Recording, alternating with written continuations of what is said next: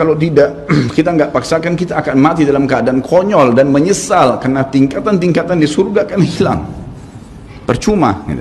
Dan kami bisa merasakan dekatnya dengan Allah, bahkan merindukan surga dan selalu merasa diri jauh dari neraka. Maka niscaya mereka akan membelah dada-dada kami dan mengambil keimanan itu karena mereka tidak akan pernah merasakannya. Allahu Akbar, Allahu Akbar. Orang kalau ruhnya yang sehat, Bapak Ibu sekalian, semuanya jadi kecil buat dia. Julaibib radhiyallahu anhu, sahabat Nabi itu, saking kecilnya badannya itu sampai diangkat oleh Nabi SAW dengan satu telapak tangan karena kecilnya badannya. Tapi di perang ya Uhud dia bisa membunuh 7 orang kafir.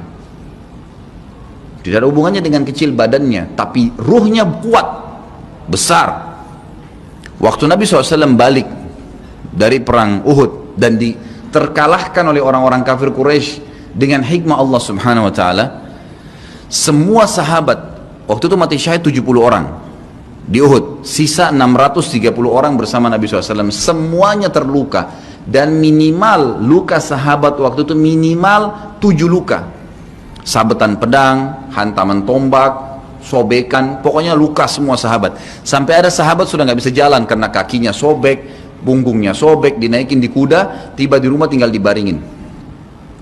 Lihat bagaimana para sahabat mengetahui bagaimana hubungannya dengan Allah Subhanahu Wa Taala dengan ilmu yang sudah tertanam yang Nabi SAW tanamkan dalam hati mereka, bisa mengubah segala sesuatu. Subhanallah, tiba pulang menjelang maghrib ke kota Madinah, istirahatlah para sahabat ini, mereka lagi obatin obat luka mereka. Nabi SAW dapat wahyu menyuruh Nabi SAW dan para sahabat keluar mengejar Quraisy. Quraisy ini jumlahnya waktu itu ya 1.000 orang, maaf 3.000 orang pasukan Quraisy, yang terbunuh cuma sekian belas saja mereka. Dan mereka sudah merasa bangga dan pulang ke kota Madinah, pulang meninggalkan Madinah karena Uhud itu dekat Madinah. Kemudian mereka bangga dengan itu. Keesokan paginya habis sholat subuh kata Nabi SAW, wahai sahabat-sahabatku, Allah Azza wa Jalla memerintahkan kita untuk mengejar Quraisy. Maka pulanglah masing-masing kalian di suku kalian, lalu motivasi siapapun yang ikut kemarin di Uhud, semua mau sakit, mau enggak, mau luka, mau enggak, tapi ini luka semua nih, minimal punya 7 luka ya. Kita kadang-kadang mungkin kuku kita kecabut aja sudah susah ke masjid, ini sabetan pedang, sobek, rusak semua tubuh mereka. Dikatakan dalam riwayat sampai para sahabat ada yang tidak bisa ngomong karena sudah kesakitan yang luar biasa. Kata Nabi SAW, semua yang ikut di Uhud kemarin keluar lagi, 630 orang semua harus keluar. Bagaimana caranya? Pokoknya ngumpul keluar, perintah Allah.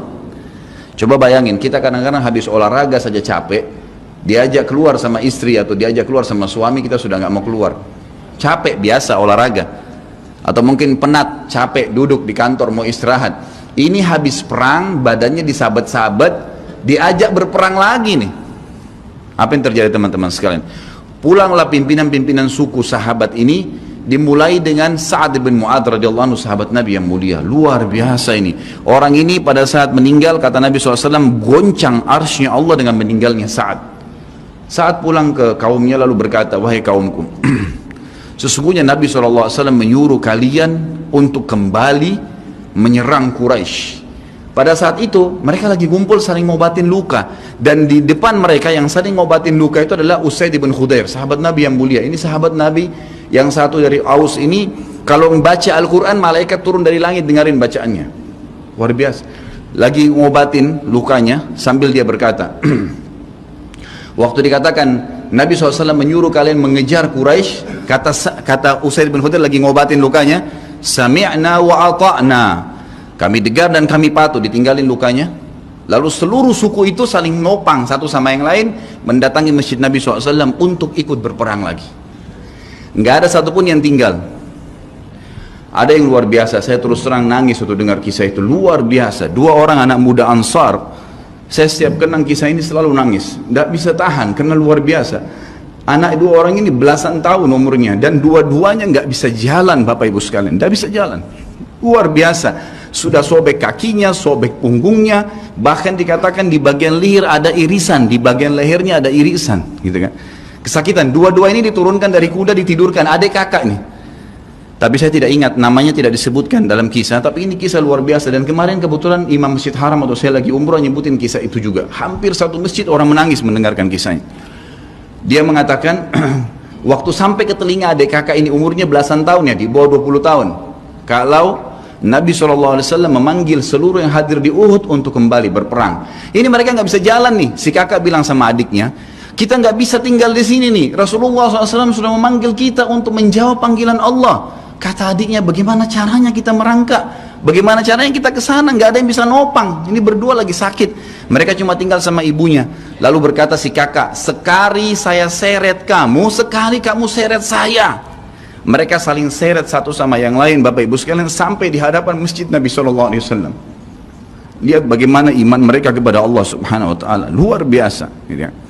Dan ini tidak bisa kecuali kalau dipaksakan. Kalau tidak dipaksakan nggak bisa. Semoga Allah SWT jadikan kita orang yang selalu memaksakan diri untuk ibadah. Karena kalau tidak, kita nggak paksakan, kita akan mati dalam keadaan konyol dan menyesal. Karena tingkatan-tingkatan di surga akan hilang. Percuma. Gitu. Baik, saya bacakan. Pasal kedua. Adab terhadap Allah Subhanahu Wa Taala. Seorang muslim hendaknya melihat segala sesuatu yang telah diberikan Allah kepadanya dengan tiada terhingga. Yakni berupa kenikmatan yang tak terhitung. Terlindungnya dia pada saat menempel di dalam rahim ibunya, ketika berupa nutfah atau air mani, menentukan perjalanan hidupnya hingga hari bertemu dengan Rabbnya Allah Azza wa Jal. Hendaknya ia bersyukur kepada Allah atas nikmat itu dengan lisannya, yakni memuji dan menyanjung Allah secara semestinya. Juga bersyukur kepada Allah dengan anggota badan, dengan cara menggunakannya di dalam ketaatan kepada Allah Subhanahu Wa Taala. Karena mengingkari nikmat, tidak mengakui kelebihan yang diberikan Allah, mengingkarinya beserta kebaikannya, bukanlah termasuk adab kepada Allah. Sebagaimana Allah berfirman dalam surah An-Nahl ayat 53, A'udzubillahi minasyaitonirrajim. Wa ma bikum min ni'matin faminallah. Dan apa saja nikmat yang ada padamu, maka itu dari Allah datangnya.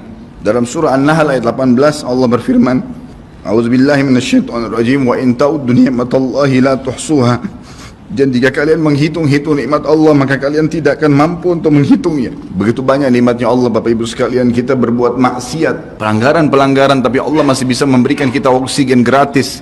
Cahaya masih bisa ditangkap oleh mata kita. Telinga kita masih bisa menangkap suara sehingga mengetahui apa yang diinginkan oleh kita. Setelah bertahun-tahun berbuat dosa, dengan taubat kepada Allah, Allah bisa ampuni. Itu luar biasa. Nikmat Allah tidak bisa terhitung. Rugilah orang-orang yang tidak menyembah Allah Subhanahu Wa Taala. Dan kalau seandainya, kata Ibnu Taimiyah rahimahullah, orang-orang yang bermaksiat kepada Allah itu tahu bagaimana nikmatnya keimanan yang ada dalam hati kami ini, sehingga kami bisa menangis dan kami bisa merasakan dekatnya dengan Allah, bahkan merindukan surga dan selalu merasa diri jauh dari neraka, maka niscaya mereka akan membelah dada-dada kami dan mengambil keimanan itu, karena mereka tidak akan pernah merasakannya. Keimanan akan membuat makanan sederhana menjadi mewah, tidur di tempat yang biasa akan menjadi nyaman, bahkan cobaan seberat apapun menjadi kecil buat kita, karena keimanan kepada Allah Subhanahu Wa Taala. Dan itu sebuah nikmat. Itu hanya bisa dirasakan kalau kita betul-betul memaksakan diri beribadah kepada Allah Subhanahu Wa Taala.